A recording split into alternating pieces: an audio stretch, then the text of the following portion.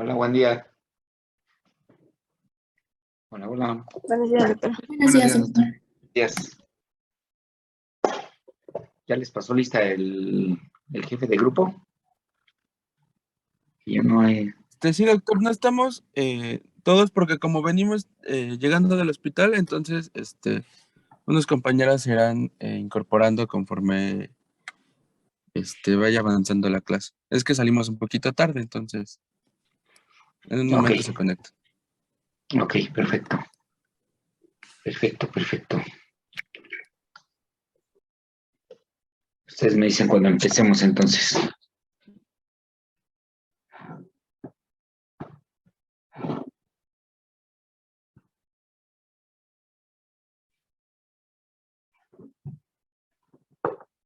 ¿Qué tema nos toca? Dolor agudo. Dolor agudo, muy bien.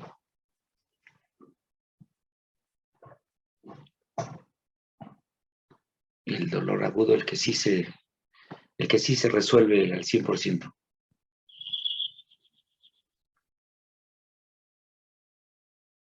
¿Quién empezamos?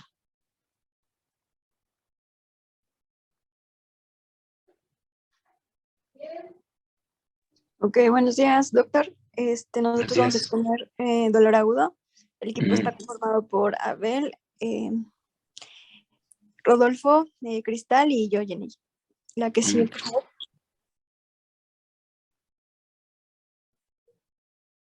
En cuanto al contenido de la exposición, pues va a haber la definición, el dolor postoperatorio, traumatismos, quemaduras, escalas de evaluación, analgesia preventiva, manejo farmacológico y no farmacológico. La que sigue, por favor. Bueno, siguiendo lo que va a ser el tema que los apartados que explicó mi compañera, vamos a empezar de lo más general a lo más específico. Primero vamos a definir lo que es el dolor. El dolor tenemos que va a ser lo que es una sensación de tipo desagradable, muy importante, va a ser subjetiva, y generalmente también es que está asociada al componente emocional, que a veces es la causa del dolor, porque a veces no se correlaciona con el objetivo, con el daño que se produce. Tenemos que el dolor agudo, que es el tema de esta clase, tenemos que va a ser que comienza de forma reciente, va a tener lo que es una duración ilimitada, tenemos que relacionado de forma temporal, tipo causal, tenemos que con una enfermedad o una lesión, es decir, tenemos que no va a estar como el dolor crónico, no va a estar un tiempo, tenemos que asociado a lo que es ese tipo de enfermedad. Tenemos que la duración va a ser mayor a 7 días del proceso que lo desencadena y se puede prolongar hasta 30 días, pero tenemos que muy importante tiene que ser menor a 90 días. Eso es lo que es la definición del dolor agudo. Tenemos que en la sala de urgencias y emergencias se llegan a presentar hasta un 42% de visitas competente al dolor agudo. Siguiente, por favor. Aquí les puse lo que es una clasificación del CIE-10. Les puse los códigos que vienen según la ubicación del dolor agudo. Tenemos que lo ubican con la letra G, 89, pero varía lo que es el decimal. En caso de tener G89.1, vamos a ver lo del dolor agudo, pero tenemos que no se encuentra clasificado, entonces se encuentra lo que es en otra parte. En caso del punto 11, vamos a ver lo que es un dolor agudo por traumatismo, que ahorita lo vamos a explicar más adelante. Lo que va a ser el punto 18 va a ser lo que es un dolor agudo procedimiento quirúrgico, que es el posoperatorio que ahorita lo vamos a mencionar. Siguiente, por favor. Tenemos que les traje lo que va a ser lo que es la etiología del dolor agudo. Tenemos que vamos a tener lo que es de dos tipos, fisiológico y adaptativo, o lo que va a ser lo que es el patológico. O también se puede llamar, o lo que se puede llamar lo que es el desadaptativo. Tenemos que va a ser lo que es, en caso de lo que es el fisiológico, tenemos que, muy importante, tenemos que va a ser lo que es el más común, y el patológico, tenemos que ser menos común. Lo que es el fisiológico lo podemos asociar a cirugías o traumatismos. Y tenemos que en caso del patológico lo podemos asociar con dolor agudo. Tenemos que como un accidente cerebral vascular o lo que es una lesión en la médula espinal. Tenemos que la patogenia del fisiológico tenemos que va a tener acción sobre los nociceptores periféricos, que va a estar estimulado por lo que son estímulos nocivos. Ya puede ser lo que es una presión, puede ser temperaturas extremas o citocinas y quimiosinas inflamatorias. En caso del patológico, el paciente nos lo va a describir como un dolor de tipo neuropático y podemos encontrar lo que es una disfunción del sistema somatosensorial. Tenemos que cómo va a afectar a lo que es al paciente este tipo de dolor de tipo fisiológico, va a afectar a las vías aferentes, generalmente van a transmitir lo que son los impulsos periféricos al sistema nervioso central. Tenemos que ya después de ahí vaya a las vías eferentes. Estas van a modular la respuesta, tenemos que esos estímulos nocivos. Si tenemos que, aquí es muy importante que va a localizar e interpretar lo que es el tipo de intensidad de dolor. Ahorita vamos a ver lo que son los tipos de escala, y dependiendo de ese tipo de clasificación del dolor, vamos a ver lo que es el tratamiento tenemos que para aliviarlo. Al igual tenemos que, para el objetivo de minimizar lo que es el daño, tenemos que tisular, y tenemos que para promover lo que es la recuperación y la función en el paciente. Aquí tenemos que en el tipo patológico, tenemos que la cura asociada a dolor crónico, tenemos que va a ser afectada principalmente, ya puede ser por lo que es la ansiedad, la depresión, tenemos lo que va a ser lo que es, y en caso tenemos que en algunos pueblos puede ser lo que es a cultura y a creencias. Siguiente, por favor. Tenemos lo que va a ser lo que es en el posoperatorio. Siguiente. Tenemos que en el dolor posoperatorio, tenemos que va a ser lo que es un dolor que se va a encontrar lo que es en el paciente. Tenemos que posteriormente a un procedimiento quirúrgico, tenemos que debido a una enfermedad. Tenemos que puede ser igual lo que es las complicaciones de este procedimiento quirúrgico, o puede ser lo que es una combinación o conjunción de estas. Y tenemos que generalmente lo que es este dolor postquirúrgico va a ser lo que es limitado tanto en tiempo, como ya decía la definición, mayor a 7 días, hasta 30 días, pero menor a 90 días.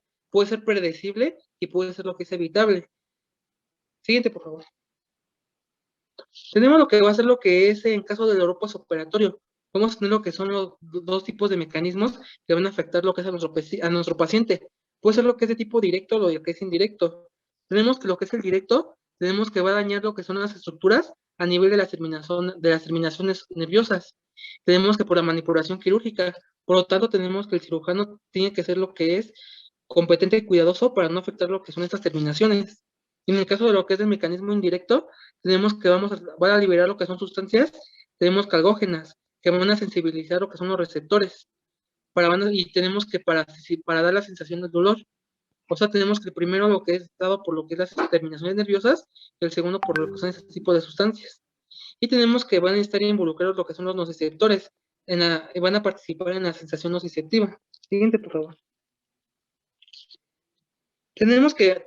¿Cómo vamos a evaluar lo que es ese tipo de dolor? Tenemos lo que es ese tipo de escala, que se va a llamar lo que es la escala de Andersen. Tenemos que va a contemplar lo que es el dolor en reposo y lo que es en movimiento. Tenemos que esta clasificación es muy importante. Tenemos que en el tipo de dolor, para administrar lo que es el tipo de tratamiento, que ahorita les voy a decir a continuación que se va a dar. Tenemos que esta escala se va a conformar, en caso va a ir lo que es de 0 hasta los 5 puntos. 0, pues tenemos que no va a haber lo que es dolor. 1, tenemos que va a ser un dolor leve, tenemos que va a ser producido por el movimiento del paciente, o también se puede encontrar por lo que es un dolor, en reposo no se va a encontrar lo que es el dolor. Vamos a ver lo que son 2 puntos, cuando el dolor leve tenemos que sea en reposo, o tenemos que el dolor sea moderado, y tenemos que inducido por la tos o por los movimientos, o sea, se va agravando más. En caso de que tenga dolor moderado en reposo, tenga dolor severo, que es producido por la tos, y cuando se mueve el paciente, vamos a ver lo que son 3 puntos. Tenemos que ya cuando el dolor en reposo sea muy severo y tenemos que ser extremo con los movimientos, se dan 4 puntos. Y pues ya lo que es los puntos máximos, la puntuación máxima, es cuando el paciente refiere a lo que es un dolor de extremo en reposo. Siguiente, de favor. Aquí tenemos que, para dar lo que es ese tipo de tratamientos en el postoperatorio, se recomienda lo que es la analgesia multimodal. Tenemos que va a ser lo que es un empleo simultáneo, tenemos que, de diferentes fármacos, que van a actuar a diferentes, dependiendo de su mecanismo de acción, van a lograr lo que es la anticepción, o sea que no se produzca lo que es el dolor. Tenemos que, ¿cuál va a ser el objetivo de esta combinación de empleo simultáneo de los fármacos? Tenemos que va a ser un efecto sinérgico de esos fármacos y van a aumentar la potencia analgésica para que el paciente no siente dolor. Tenemos que la potencia, bueno, dependiendo de los analgésicos, que ya los vimos en la escala de analgesia, se van a recomendar. Tenemos que generalmente estas combinaciones, podemos dar lo que es un paracetamol o que es un AINE, podemos dar lo que es el paracetamol, el AINE o agregado de opioides. Acuérdense que esto es según la escala analgésica, o podemos dar lo que es ya en caso más avanzado un anestésico local, AINE o paracetamol.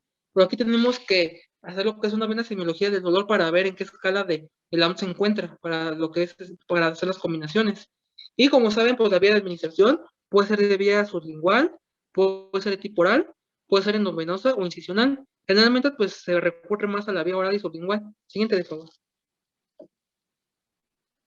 Tenemos que ya en caso de lo que es, vamos a ocupar también lo que es la escala de EVA, que nos va a clasificar lo que es el dolor de acuerdo a los puntos. Tenemos que en el manejo terapéutico nos va a servir para lo que es la analgesia. Tenemos que acompañar de medidas curativas.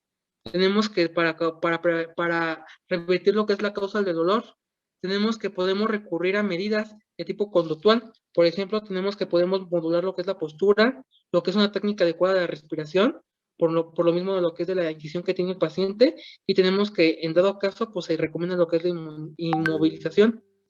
Tenemos que, dependiendo de lo que es la clasificación de EVA, podemos tener lo que es el dolor de leve, moderado, severo. En caso de leve, vamos a tener lo que es un EVA de 1 a 4. Y aquí generalmente vamos a dar lo que es analgésicos no opioides, como lo que son los AINES. En caso de que nuestro paciente se agrave del dolor, que tenga un EVA de 5 a 7, podemos dar lo que son analgésicos opioides. Tenemos que con efecto, así lo podemos conocer, en bolo o infusión, que se conoce como lo que es de techo, o podemos darlos solos, o en combinación con analgésicos no opioides, como los que son los del dolor leve. O sea, se pueden combinar lo que es el dolor leve y moderado. Y tenemos que en caso de que ya el dolor sea más severo, ya tenemos lo que es un EVA de 8 a 10. Y aquí tenemos que vamos a dar los opioides, tenemos que más potentes. Y tenemos que, al igual con la vía de administración más rápida. Por ejemplo, lo podemos dar en infusión, o podemos dar otra combinación con analgésicos no opioides o fármacos adyuvantes que nos ayudan a curar lo que es este dolor severo. Siguiente, de favor. Bueno, ahora en cuanto al trauma, pues ya sabemos que es un daño físico que resulta de una exposición del cuerpo humano a agentes físicos o mecánicos exteriores. Pues se va a presentar un dolor y recordemos en urgencias pues, que se aplica el ABC en los pacientes. La que sigue, por favor. Bueno, en En el trauma existen dos tipos de dolores. El dolor posoperatorio, que podremos decirlo que pues, es el máximo representante del dolor agudo, y está definido como un dolor de inicio reciente con una duración probablemente limitada y que aparece como consecuencia de una estimulación nociceptiva, como les mencionaba Yabel, resultante de la intervención quirúrgica sobre pues, el tejido o el órgano traumatizado.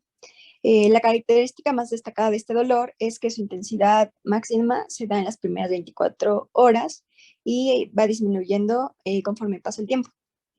En cuanto al dolor perioperatorio, se define como aquel dolor presente en un paciente quirúrgico a causa de una lesión previa, o como por ejemplo una cirugía o la combinación de ambos. La que sigue, por favor. Ahora, en cuanto a la semiología del dolor, vamos a encontrar tres mecanismos principales o que se originan en esta fase. La primera es el dolor nociceptivo somático, que puede ser superficial cuando están lesionadas estructuras, por ejemplo, la piel y mucosas,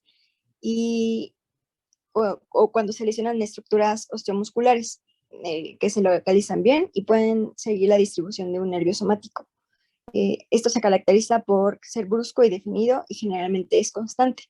El dolor nociceptivo visceral se produce por una lesión de estructuras viscerales o parietales y principalmente es de carácter vago. A veces es sordo y probablemente localizado, pero no es tan localizado como el anterior. Puede doler en un área alejada generalmente y es episódico. Y el último es el dolor neuropático, que principalmente pues afectan estructuras nerviosas y ocasionalmente se encuentran inmediatamente tras la lesión. Este se caracteriza porque más a menudo se desarrolla en días o semanas más tarde del traumatismo. Y la que sigue, por favor. En cuanto a la fisiopatología, pues primero, pues tiene que haber un daño tisular. Esto se va a liberar potasio, prostaglandinas o citoquinas, por ejemplo. Y va a activar a los nociceptores. Estos, pues, van a recorrer diversas fibras y las que más nos interesan son las A deltas, que son delgadas y tienen mielina, y las C, que no tienen mielina. Se van a ir a la rama posterior de la médula, que es sensitiva, y de ahí va a viajar a través de la vía espinotalámica.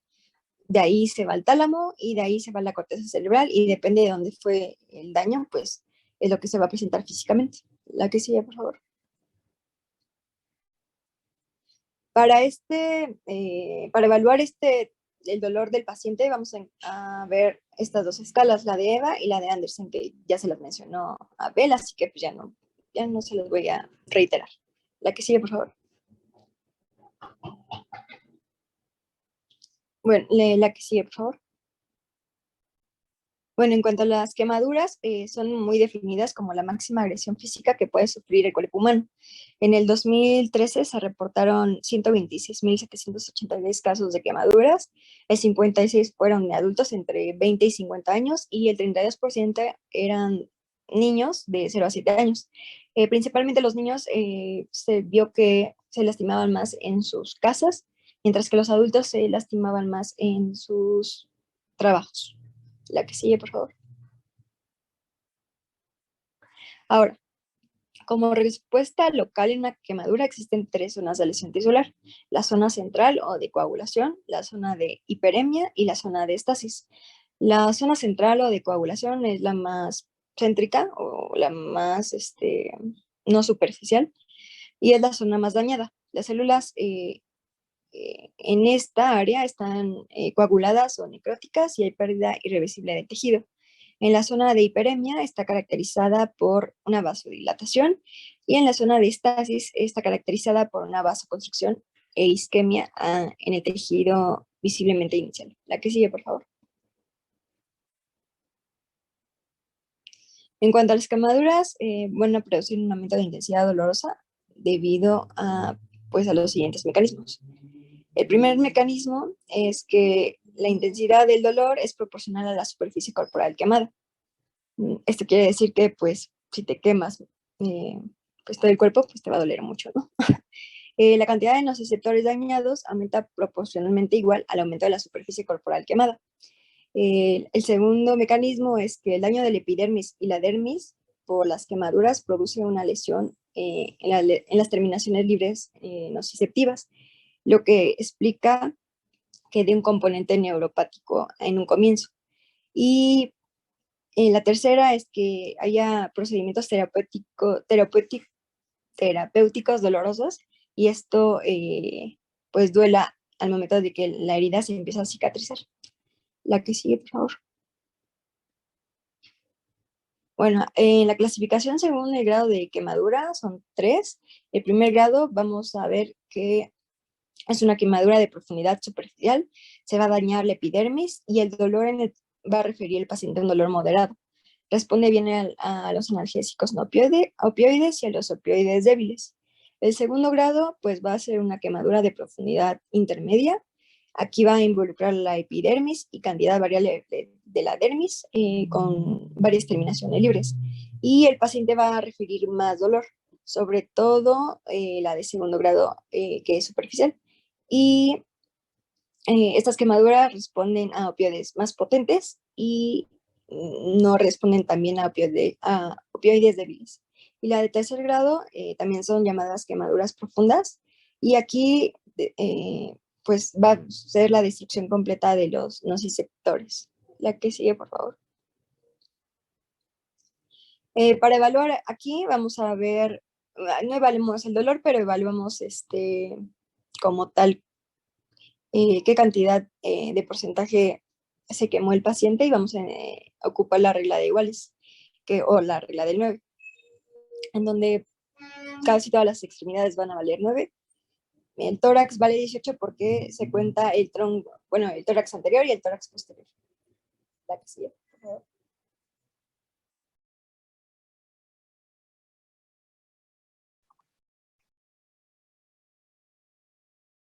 Bueno, lo siguiente que vamos a ver van a ser las escalas y como vamos a ver, va a haber escalas desde niños pequeños hasta los adultos que pues que no se puedan comunicar, estén en un estado de conciencia, bueno, que estén intubados.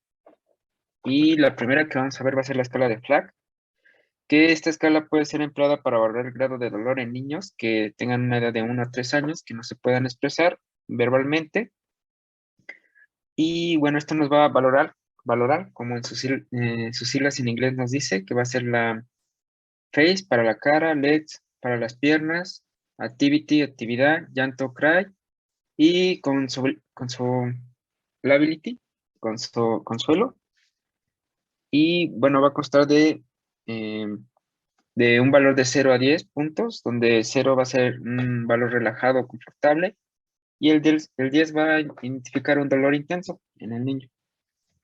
La siguiente va a ser la escala NITS, que valora las reacciones del comportamiento facial como respuesta al estímulo doloroso del pinchazo de una aguja en el talón. Esta es una escala que no se debe de utilizar de forma aislada y debe tenerse en cuenta el estado global del niño y su ambiente. Y también nos va a valorar cambios en la expresión facial, el llanto, el patrón respiratorio, movimientos de brazos y piernas y el estado del despertar del niño. Y su rango igual va a ser un valor de 0 para el no dolor y un rango de 7 para el máximo dolor. La siguiente va a ser la escala Kleist, que esta es una medida del dolor postoperatorio que se emplea en neonatos de 32 a 36 semanas de gestación. La valoración se repite cada 2 horas para comprobar la eficacia del tratamiento y valora 5 parámetros fisiológicos y de comportamiento, con una valoración máxima de 10 puntos para cada parámetro y tiene una valoración de 0, 1 o 2. Y lo que va a venir, igual viene siendo por su acrónimo de Kreis, que va a ser el llanto, el tipo de la saturación del niño, su respiración, frecuencia, cardíaca, la tensión arterial y la expresión facial. Y ya. La siguiente va a ser la escala Comfort. Esta es una escala diseñada y validada para niños que tengan ventilación mecánica y que no requiere aplicar ningún estímulo para realizar la valoración. Sin embargo, esta es más lenta y complicada de valorar. Analiza parámetros subjetivos y objetivos, incluye variables como la frecuencia cardíaca y la presión arterial, que se alteran en el paciente crítico por muchos otros factores y tampoco ha sido validada en niños que utilizan un relajante muscular. Pero también está la escala Comfort-B, que esta sí es la que se utiliza principalmente y es la recomendada por la SNIC para la monitorización de la sedación en niños en unidades de cuidados intensivos pediátrica. Y estas se utiliza para valorar lo que sería en pacientes con y sin ventilación mecánica. Es muy completa y extensa, utilizada y validada para mostrando la sedación, una fiabilidad adecuada y una validez desde moderada a excelente. Y bueno, va a surgir como una modificación de la escala Comfort inicial, suprimiendo las variables fisiológicas de frecuencia cardíaca y presión arterial, y ampliándose también a los pacientes en respiración espontánea. Y esta va a valorar lo que sería consta de 6 systems, que es la alerta, la calma, la respuesta respiratoria en pacientes que tengan ventilación mecánica, y para los que no, valora lo que sería el llanto. También va a valorar el tono muscular, los movimientos físicos y la tensión facial. Y cada ítem va a tener una puntuación de un rango de entre 1 a 5, resultado en una escala de 30 puntos.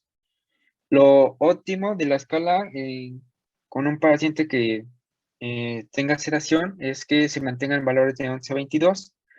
Si tiene valores menores de 10, va a indicar que existe una sobresedación, y si existe valores mayores de 23, existe una infrasedación.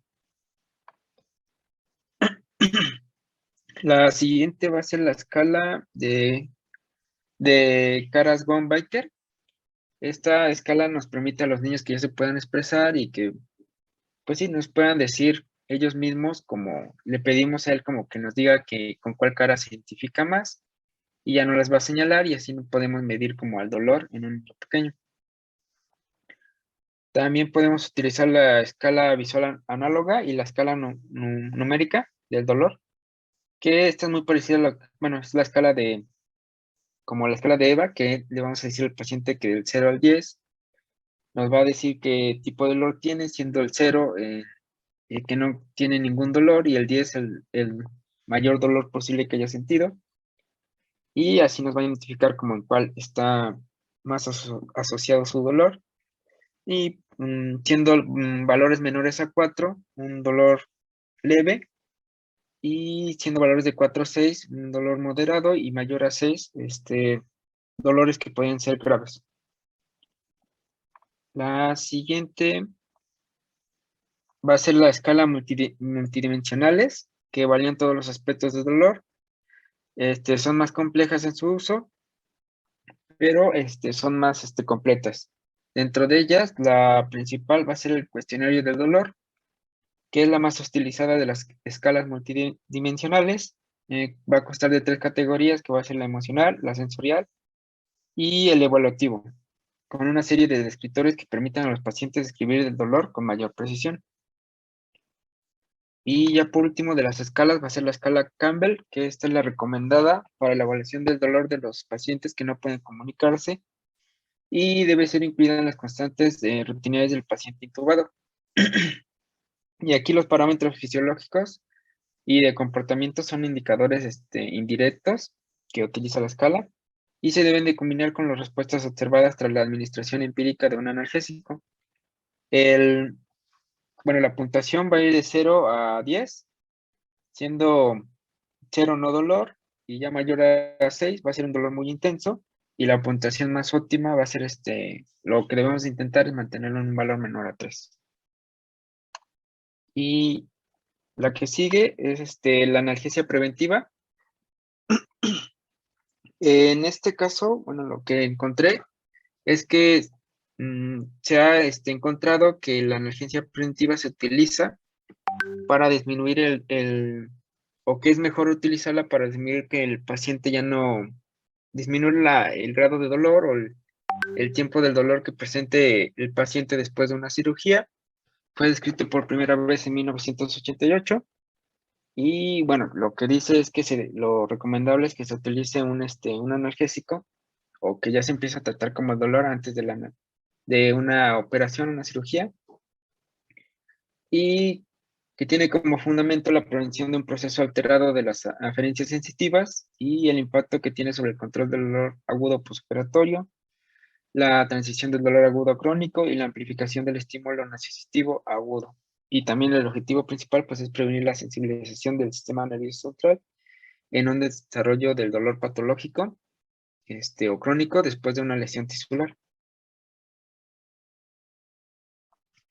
De estas técnicas va a haber dos, que va a ser la preventiva analgesia y la preventiva analgesia, que básicamente la diferencia es que la primera, la de la izquierda, va a ser que el analgésico se va a administrar antes de la cirugía y la preventiva analgesia ya se puede utilizar antes o después de que se realice la cirugía.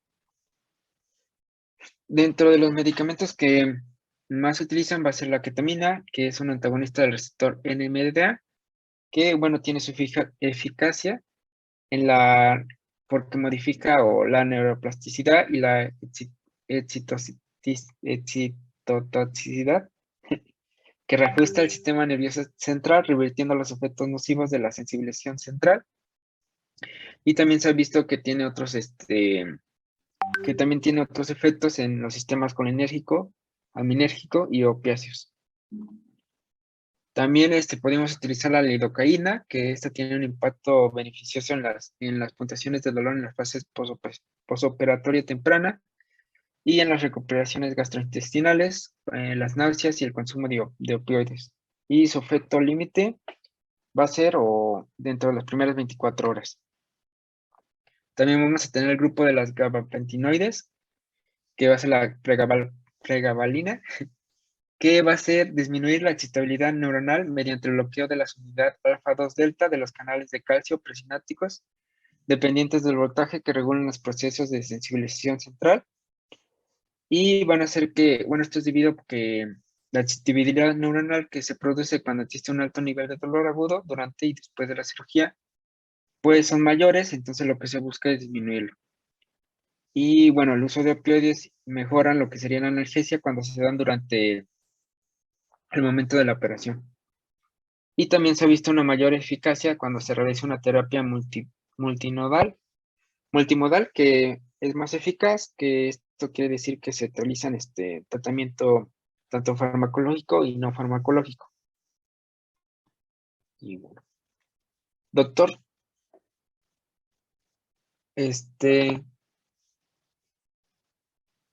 Sí, dime. es que tenemos un problema de que una compañera vive más lejos y Ah, no ha llegado. Y es la que va a decir la última parte. ok, muy bien. Entonces le queríamos decir que porque no, bueno, la verdad no creo que llegue ahorita, que si lo podía decir en la siguiente clase, ya es la última.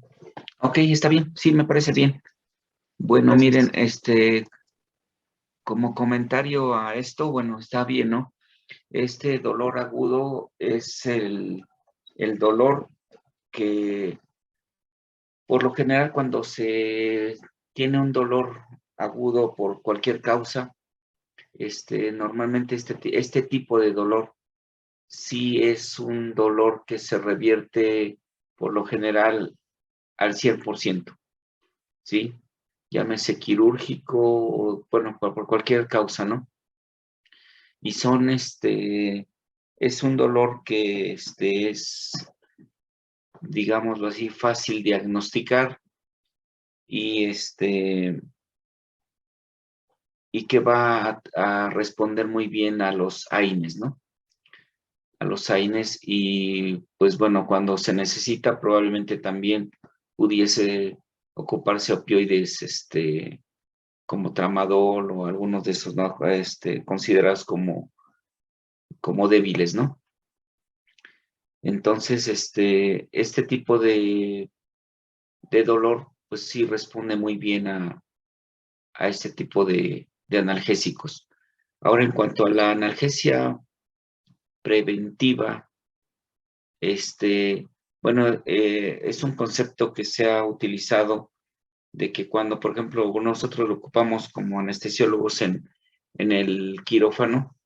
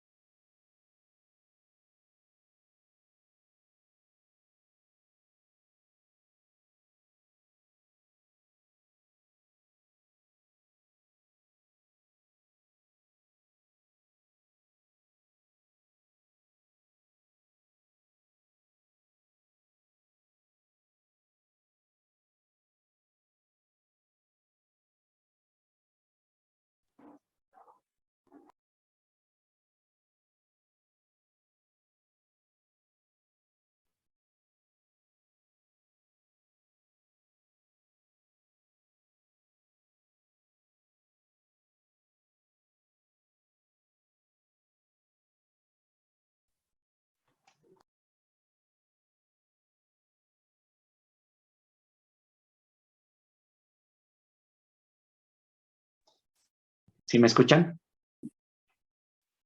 Sí, Sí, doctor. doctor. Bueno, entonces, para nada más, es el dolor agudo, pues, quedamos que es de el dolor que, pues, normalmente trata uno en el medio, bueno, en el medio que nos desenvolvemos, ¿verdad? Es el que más, afortunadamente es el que más, tienen los pacientes, ¿verdad? Es, digámoslo así, entre comillas, fácil de diagnosticar, y pues responde muy bien a tratamiento quirúrgico de todo lo que se utilice, ¿no? Aquí pues normalmente no requerimos utilizar mucho las escalas y todo eso, salvo que en los pacientes que no se puedan comunicar por alguna razón, ¿verdad? O los niños, ahí sí tendríamos que utilizar alguna de esas escalas, ¿verdad? En este tipo de dolor. Bueno, les decía que en cuanto a analgesia preventiva, nosotros estábamos acostumbrados a que se hacía la cirugía y terminando la cirugía, después de que el paciente despertaba, se le aplicaba los analgésicos, ¿no? En este caso, el que consideráramos nosotros, ya sea diclofenaco, metamizol, clonixinato, bueno, todos esos AINES que torolaco, ¿verdad? Todos los que tenemos en el arsenal de quirófano, ¿verdad? Y se los aplicábamos, pero posteriormente surgió esta modalidad de analgesia preventiva, que es después de que nosotros anestesiamos al paciente, durante la cirugía, se le aplica una dosis altas de analgésico para que cuando nosotros estemos revirtiendo al paciente, cuando nosotros estemos retirando todos los anestésicos, el paciente quede cubierto, sus receptores estén cubiertos con el analgésico y su despertar sea más suave, más confortable, ¿verdad? Entonces, esto pues hemos visto que sí funciona. De hecho, también vemos que cuando nosotros aplicamos un procedimiento de algún bloqueo, ¿verdad? Ya sea peridural o un bloqueo combinado, un bloqueo subaracnoideo, el paciente sale con mejor calidad de analgesia que cuando es una anestesia general. Porque en la anestesia general, pues el paciente pues ya no se le va a estar proporcionando ningún anestésico y pues todo se tiene que eliminar, ¿verdad? Se tiene que lisar, se tiene que metabolizar. Entonces queda pues mareado, con náuseas, etcétera. Y como ya no se le proporcionan analgésicos opioides, se queda a base ¿cómo se llama? De AINES, pues su despertar es más, pues más doloroso que cuando es un bloqueo peridural o un bloqueo subaracnoideo o un bloqueo de nervios periféricos. Esto lo hemos visto más en los niños, ¿verdad? Cuando se les aplica un bloqueo caudal, su estancia durante el posoperatorio, los niños están más tranquilos que cuando se les da anestesia general. El niño llora demasiado y está más inquieto, a pesar de haberle aplicado analgésicos, bueno, una analgesia preventiva, ¿no? Entonces, ahora también me llamaba la atención que hablaban ustedes de ketamina y de lidocaína. La razón principal de que la clínica del dolor solamente la pueden estudiar los anestesiólogos es porque nosotros estamos acostumbrados a utilizar este tipo de anestésicos, ¿verdad? Y la causa principal es porque nosotros como anestesiólogos, pues nos capacitan como para nos capacitan en la vía aérea, en el manejo de la vía aérea, intubar y todo lo demás, ¿no? Y además, pues tenemos pues el recurso, ¿verdad? Tenemos máquinas de anestesia que nos permite oxígeno por puntas nasales, por mascarilla facial, por intubación o por asistido con una mascarilla, o incluso pues intubar y tenemos un pulmón artificial que son los ventiladores, ¿verdad? Porque pues la ketamina tendríamos que, bueno, es un anestésico y como anestésico, la mayoría, no olviden que los anestésicos pues deprimen la ventilación. Entonces, siempre que apliquen algún medicamento, también tienen que ver si deprime o no la respiración, porque si no se van a meter en problemas, porque si aplican ketamina y no aplican una dosis adecuada, pues el paciente se puede deprimir. Que afortunadamente la ketamina es como que el anestésico que tiene las características ideales, ¿no? Es analgésico, induce sueño, no deprime la ventilación, entonces es relativamente seguro porque la ketamina lo que tiene es que disocia al paciente y aparte le provoca alucinaciones, ¿verdad? Entonces, pues no les va a gustar a ustedes ver un paciente así, los va a espantar. Ahora, la gilocaína, pues es un anestésico que puede ser aplicado a nivel local en la piel o para extraer una uña o para hacer alguna curación, todo eso, ¿no? Pero si ustedes lo aplican a nivel intravenoso, ahí sí ya se van a meter en problemas porque a lo mejor pueden, de ser un anestésico seguro, lo van a hacer una anestesia general y entonces ahí tendríamos que, bueno, tendrían ustedes que ventilar al paciente, monitorizar al paciente, porque no olviden que la gilocaína deprime el nodo sinoauricular, le va a bajar la frecuencia cardíaca. Y a dosis tóxicas el paciente va a convulsionar y se bloquea todo, ¿eh? Se paro cardíaco y todo lo demás. Entonces tengan mucho cuidado con la aplicación de la gilocaína o de cualquier otro anestésico local que también se pueda aplicar a nivel de los vasos sanguíneos, ¿verdad? Entonces se requiere de conocimiento, ¿verdad? De la gilocaína, de los anestésicos que se van a aplicar. Sí son buenos para la erradicación y el control del dolor, pero hay que tener mucho cuidado con ellos, con la aplicación. Por lo general no creo que ocupen anestésicos para el control del dolor agudo. Responden muy bien a los que ya habíamos comentado. Ahora, como veo que pues año tras año me comentan ustedes ¿cómo se llama? De la ketamina y de la gilocaína, sí me gustaría que hicieran que estudiaran la farmacología de estos anestésicos, de estos medicamentos, ketamina y la gilocaína, o los anestésicos locales que lo conocemos, anestésicos locales, porque ustedes sí van a ocupar, en la práctica médica, sí van a ocupar la gilocaína para extraer una uña, para hacer una curación, incluso hasta para control del dolor, ¿verdad? Entonces sí me gustaría más bien no me gustaría, les voy a dejar de tarea que me saquen la farmacología de la gilocaína.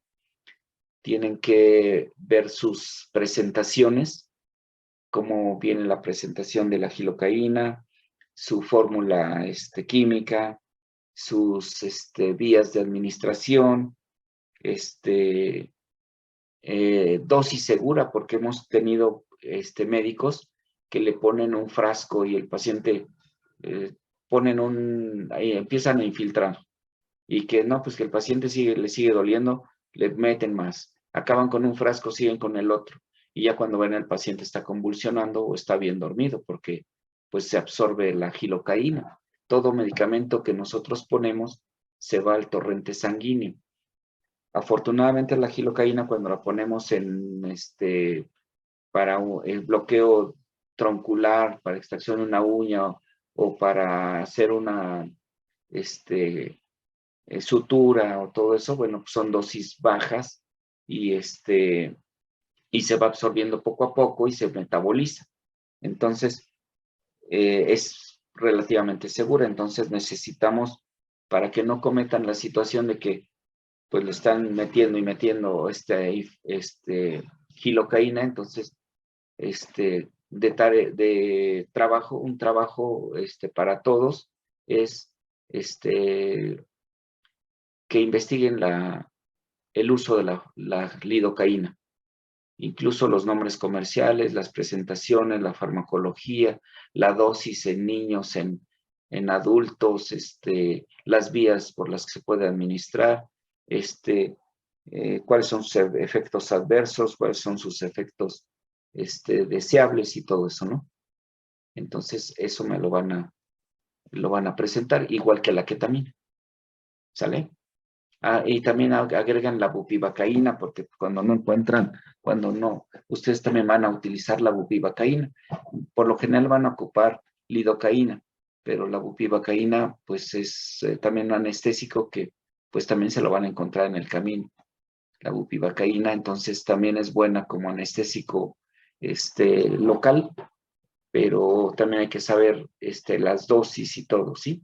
Entonces,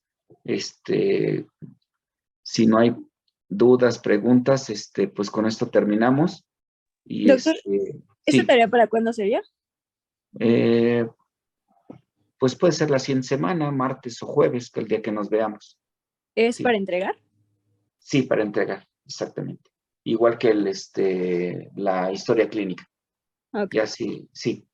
Entonces la historia clínica, pues ya me pueden ir mandando sus historias clínicas para irlas revisando, para si hay algo que yo encuentre, pues para comentarles, ¿no? Entonces así le hacemos. Sí, nos veríamos entonces ahora el martes, ¿verdad? Sí, doctor. Sí. Ya sería presencial o ustedes me avisan. Ustedes me avisan, No, ¿verdad? doctor, ya está el aula. ¿El aula? Sí, ya, Sí. a las 11:30. 11:30. Sí, Ok, muy bien. Entonces nos vemos entonces en el hospital. Sí, y ahí pues, revisamos los trabajos. Sí. Bueno, que tengan muy buen fin de semana, y nos vemos. Si llegan a repasar esto, bueno, si repasan, cualquier duda, pues me la hacen saber. Sí, doctor, gracias. Sí, bueno, Sí, doctor. que Hasta luego. tengan muy fin de semana. Hasta luego. Igualmente, doctor. Hasta luego. hasta luego. Gracias.